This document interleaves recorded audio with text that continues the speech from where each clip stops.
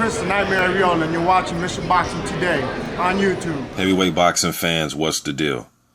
All right, man. So let's just talk about some heavyweights real quick. Let me start off with Trey Lippe Morrison. Okay, I seen this article that was sent to me. Where is this from? WorldBoxingNews.net. So shout out to WorldBoxingNews.net. Who wrote the article? Matt Yanofsky. Shout out to him too. It's his article. I guess he sat down with the promoter of Trey Lippe Morrison, and I guess November 3rd here, his promoter said that they're going to come out and detail his future plans. According to this article, different networks have contacted him about getting Trey on air the first quarter of next year, 2017. So that's good news. They're trying to get Trey back in the ring December, probably get him in there in December on a non-televised fight. If the television's there, I'm sure they'll take it, but I think they want to get him back in the ring non-televised just to get another fight under his belt and then bring him into the new year with the televised fight. So maybe Showbox. They didn't mention the other networks, but I'm sure Showtime is in the running for it. Trey looked good in his last fight against Ed Lattimore, man. Ed Lattimore was a 13-0 prospect, so both guys were putting their undefeated records on the line. Ed's a guy that fought at the heavyweight factory out there in Carson, California, the same place that developed guys like Charles Martin, Gerald Washington, and LaRon Mitchell, and a few other guys. There's a lot of guys that went through that. They went through that camp out there. So I guess we'll see in a few days here what they're going to do. What they're going to do with Trey, man. According to his promoter, you know, down in that area that Trey was fighting in, out in Oklahoma, where he's from, and have a big following down there. You know, his father was big down there. According to the promoter, he says the economy there is struggling, and for some, boxing is something to look forward to down there. You know what I mean? So Trey can be an even bigger draw than he is right now in the future if he keeps, you know, stringing along these wins.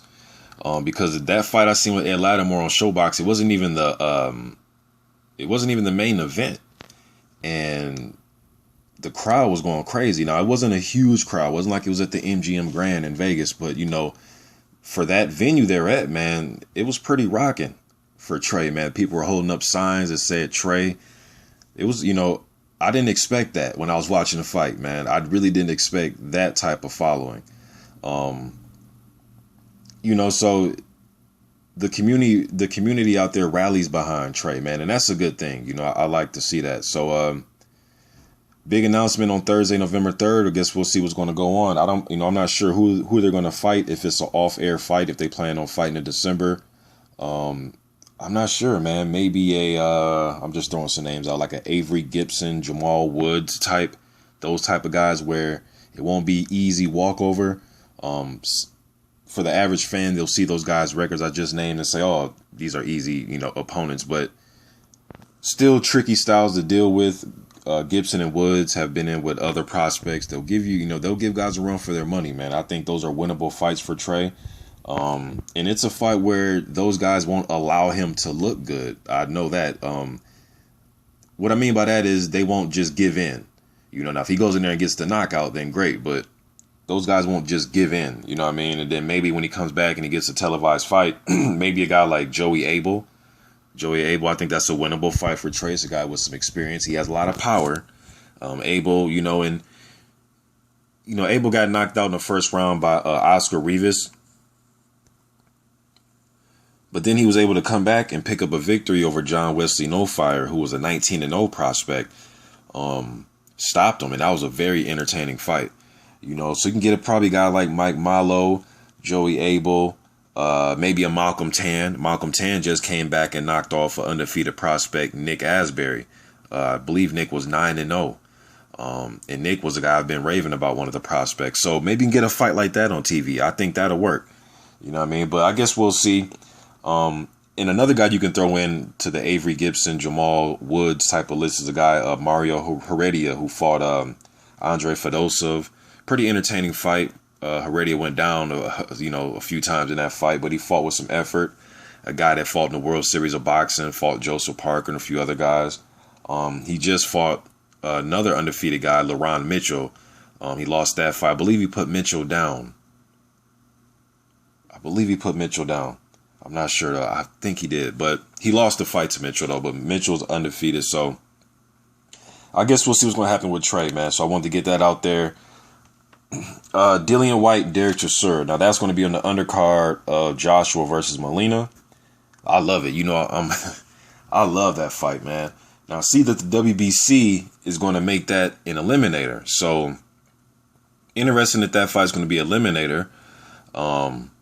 I like the fight, man. I see the bet odds came out today. They have Whyte a favorite, a little, I believe he's a slight favorite over Chisora. I'm picking Chisora to win the fight. That's who I would favor in this fight. But I can understand he's the younger, Whyte's the younger guy, the fresher guy. Probably has, more miles left on him than Chisora, who's been in with Helenius and Klitschko and Hay, Pulev. I mean, he's been in there with some tough guys, but Chisora looked pretty good in that last fight with Pulev. A lot of fans thought it could have been a draw, just conversing with other people. I thought Pulev pulled it out 7-5, but that's just me. But yeah, WBC eliminator. Now you look at the rankings for the WBC, and they have Chisora number 14, Dillian Whyte number 13. I wouldn't mind this being an eliminator. Now you're going to have Johan Duhaupas is getting ready to fight Carlos Takam. Takam's number 11, Duhaupas number 5. They're going to be fighting, I believe, in January for that WBC silver title. So, I'm going to sit back and see what the WBC is going to do as far as some of these fights. They're labeling this one an eliminator, so I'm not sure if the winner of this will take on the winner of that fight. I'm not sure. Then the other guys that are left in the rankings, I would like to see them get it on, man. Let's make this whole, top 15 elimination type of thing. You got the number 1 and number 2 fighters, Povetkin and Stavern. They're going to be fighting next month. The winner of that, gets a shot at Deontay Wilder. Kirbet Pulev is rated number 3. I'm hearing he's going to be fighting Samuel Peter, December. Okay, so after that fight, after those guys, then you got Joseph Parker, who's rated number 4. Obviously, he's getting ready to fight Andy Ruiz Jr. Number 7, Brian Jennings.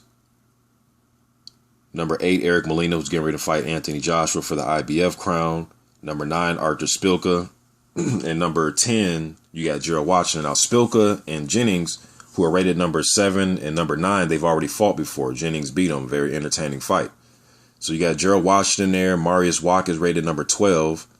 Jarrell Miller is rated number 15. So there's some more fights that can still be made if these guys that I named are going to follow their WBC ranking. Some of these guys are only rated by the WBC, like Gerald Washington. So I'm sure he will be down to fight anybody, being that he's not rated by any other sanctioned body.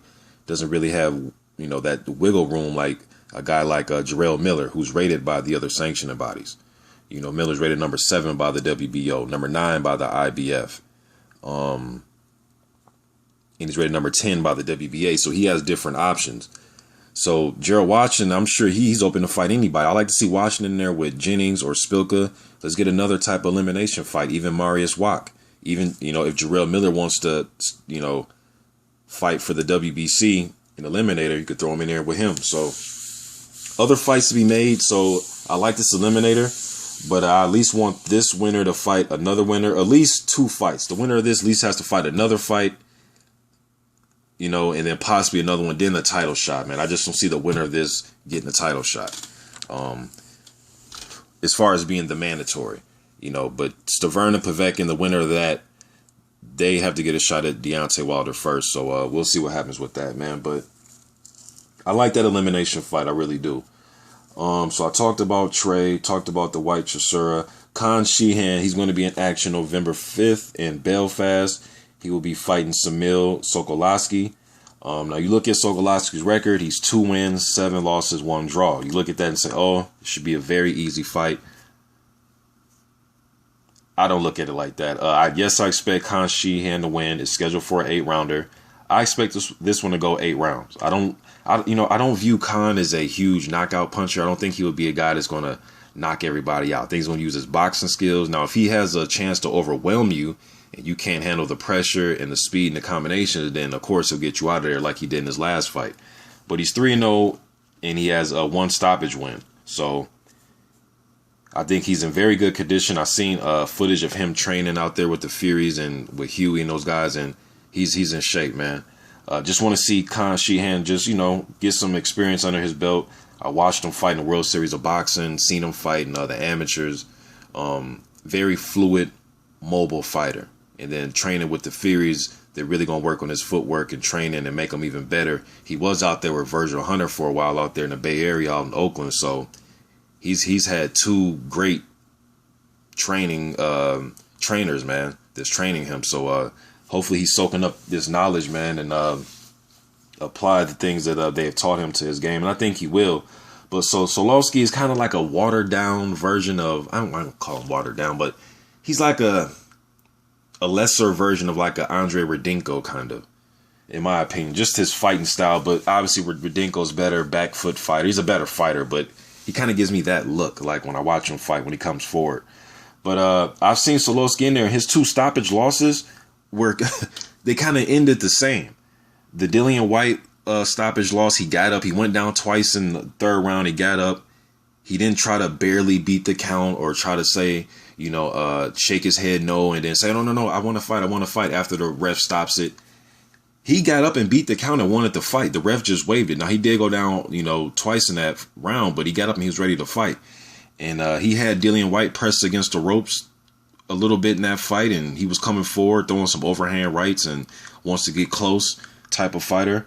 But Whyte was able to stop him. The stoppage was debatable. Then the Nathan Gorman, the same thing in that one, man. He went down twice in the 5th round. He got up. I believe he got up at like 7 or 8, and the ref just waved it. He did go down from a legit shot. He got hurt. Gorman was going to the body, man. He couldn't handle really the body work, but Sokolovsky would not be an easy fight. I expect Sheehan to win. I think it'll be a 8-rounder.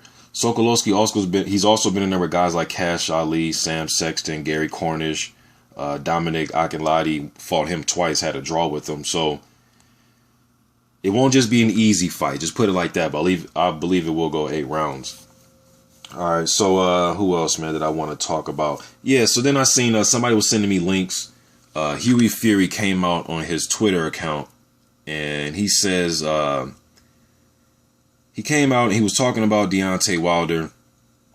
Let me see exactly. Let me pull up his Twitter, man, because somebody sent this to me. Okay, now he dropped this 18 hours ago. Okay, he says, hearing Wilder wants to fight me in March. I'm right here and ready, like I was for Ruiz and AJ. My time is near. 2017, my year at Peter Fury. We ready. That was on Huey Lewis Fury's Twitter account, man. Well, one thing, Huey is not rated by the WBC. Now, don't get me wrong. Regardless of that, I would like to see that fight. If Wilder's going to come back, and I think even though I want him to fight the mandatory when he comes back right away, Pavek and Stavern's going to fight in December. They're talking about Wilder coming back, the first quarter of next year, January, February, something like that. So maybe even March. But if he comes back and he gets a voluntary defense, you would like for it to be somebody in the WBC. I don't think Huey's somebody you want to bend the rules for. If anything, you would bend the rules for, like, let's say, Vladimir Klitschko. You know what I mean? Because he's not rated by the WBC. But that would be a fight I wouldn't mind if they bend the rules for. But for a Huey-Fury fight, not right now at this minute. And Huey's still young. He's only 22, man. He's a phenomenal prospect. His best win, the Andriy Rudenko fight. I think that's his best win. Some other notable wins, Fred Cassie and Dominic Gwynn. But I would like to see Huey, now it's ironic because on October 30th, a day before that, Izu Ugonoh called out Huey on Twitter.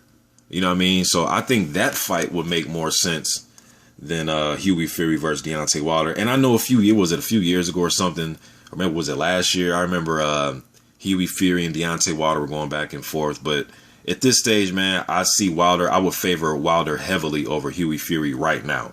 I just don't think, although, Hughie is very mobile. He has very good feet. The dude's a blue chip prospect. Don't get me wrong. He is right there, you know, getting ready to be on the contender side, especially with that win over Rudenko. I think that was his most impressive win. But I just think he needs to grow a little bit more physically and just mature and just get, you know, a little bit stronger up top and be able to fight in the trenches.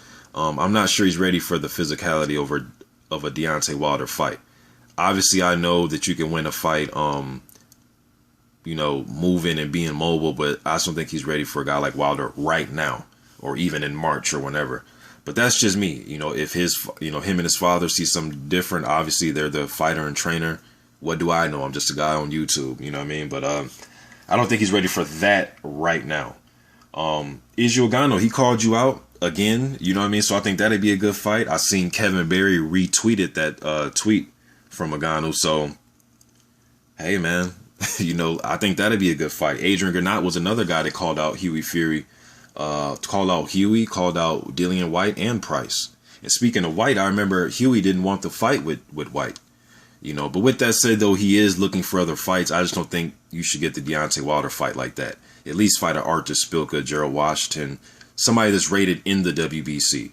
You know what I mean? But you can't not want to fight Dillian Whyte, who's getting ready to fight in the WBC Eliminator, not fight him because, you know, you said you guys are friends, and then just expect to get the title shot. I mean, I don't know. I think you should fight in an Eliminator bout, if anything. But hey, man, you know how the WBC is. 1 minute a guy won't be rated, and then next thing you know, when they refresh their rankings, a guy is rated number 8 out of nowhere. You know what I mean?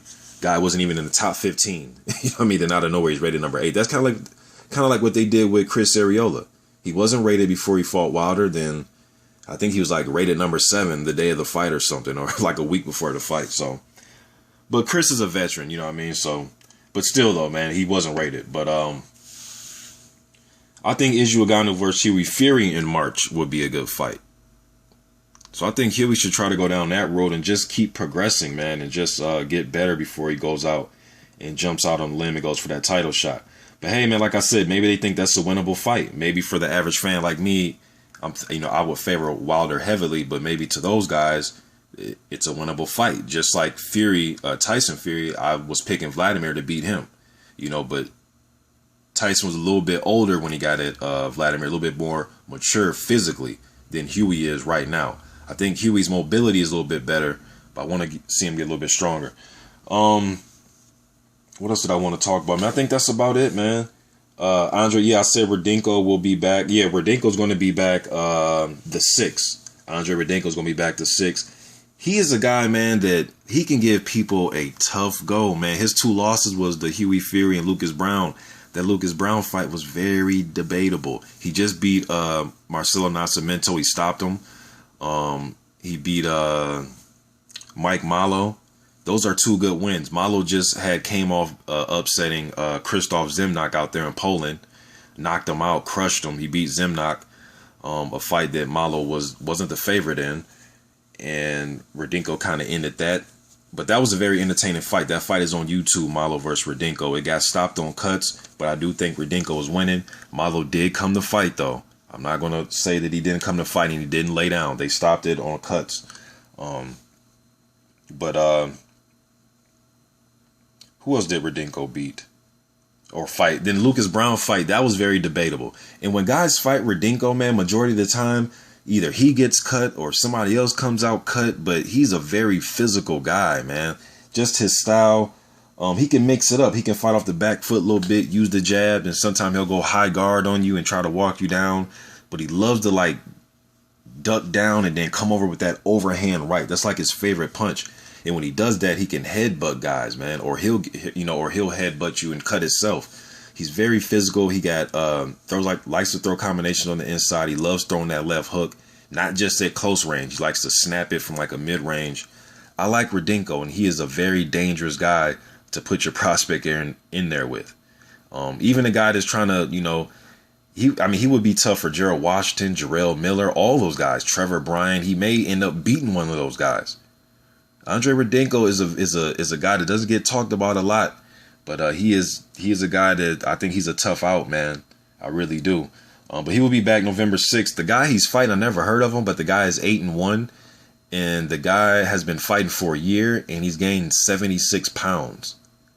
So I'm not sure what to think of his opponent, but I expect Rudenko to win the fight pretty handily. And then we'll see where he goes, man. But I like to see Rudenko in there with anybody. Arthur Spilka, Amir Mansour. I mean, I'd love to see him in there with whoever. I'm not sure if, if he's willing to come out and travel. But maybe, we could see him in the UK, man, if he doesn't want to come to the States. But I'd love to see Rudenko against anybody. Andrei Fedosov, that'd be a good one. There's a lot of fights that you can have him in there with other fighters. I mean, I think it'll make for very entertaining fights. But he beat, like I said, though, Rudenko beat Marcelo Nascimento. You may say, oh, yeah, so what? Dillian Whyte beat him, sort of a few other guys. But Joseph Parker, a few other guys. But Nascimento had just fought Mariusz Wach, a fight that I thought at the very least should have been a draw. If not, Nascimento should have won that fight. At the very least, it was a draw. And Wach squeaked it out on the scorecards. You know what I mean? So for Rudenko to end his momentum, he's a momentum crusher, but he will be back November 6th, though, man. So that's all I want to talk about. Hopefully I'm not forgetting nothing. Yeah, man, that's pretty much it. I'm out.